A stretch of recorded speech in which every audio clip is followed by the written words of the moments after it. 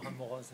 C'est le Oui. temps. Oui, tu me disais, pour Donc, tes vinifs? je te disais, en vinification, je fais, même si c'est pas comme des parcelles qu'on plantait de différents cépages, je vinifie ensemble des cabernets et des merlots. Et comme je te disais à l'origine, si on a fait des parcelles isolées de chaque cépage aujourd'hui, c'est parce qu'on estime qu'il faut les pousser plus, chacun à sa bonne maturité.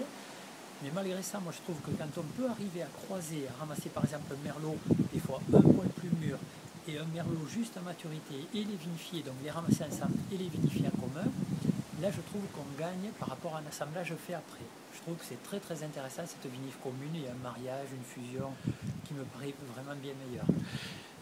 Et ça, tu le pratiques depuis de nombreuses années? Ah oui, oui, tous les ans où je peux le faire, je le fais. Je ne le fais pas sur toute ma récolte, j'y arrive pas, on a trop d'amplitude entre les premiers merlots, les derniers cabernets, les petits verres d'eau par exemple. Mais tous les ans, j'ai des merlots et des cabernets que je fais ensemble, les cabernets et les petits verres d'eau. Parce qu'en plus, je trouve que cabernet sauvignon et petit verre d'eau, il y a une synergie vraiment en vinification qui est super. Voilà, donc quand je peux le réaliser, je le fais parce que je trouve qu'il y a un gros intérêt. Super. Merci Michel. Avec plaisir.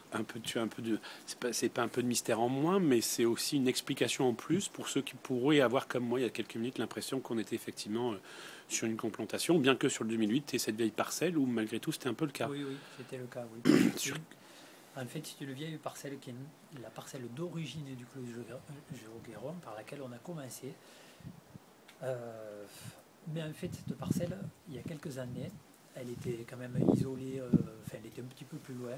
Et quand on a choisi de se restructurer un petit peu, d'avoir des îlots plus complets pour les travailler plus facilement, peut-être un petit peu, on l'a louée à des copines qui se sont installées. Donc elle a été notre début, mais elle a été aussi le début de quelqu'un d'autre.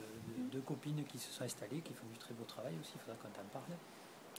Et cette parcelle, c'était une très vieille, c'est un monument historique de la région parce qu'elle serait de la période voilà, je ne sais pas si elle est pré-phylloxérique, mais elle serait d'avant 1900 quand même. Et c'est une parcelle qui était plantée comme ça se pratiquait à ce moment-là, où il y avait des merlots, des cabernets, des malbecs, des carménères, des petits verres d'eau, des cépages non reconnus d'ailleurs, quelques blancs mélangés à des endroits, quelques cépages teinturiers. Enfin, tu vois, il y avait la folie quoi. De cépages. Waouh. Par contre, elle n'était pas au goût du jour. Parce que quand on rentre aujourd'hui avec un tracteur d'un côté du rang, on aime bien sortir de l'autre côté. Et à celle-là, ce n'était pas toujours le cas, parce que les rangs n'étaient pas particulièrement parallèles. Ok, d'accord. Donc quand tu rentres, tu fais marche arrière ensuite. Voilà, des fois. Super.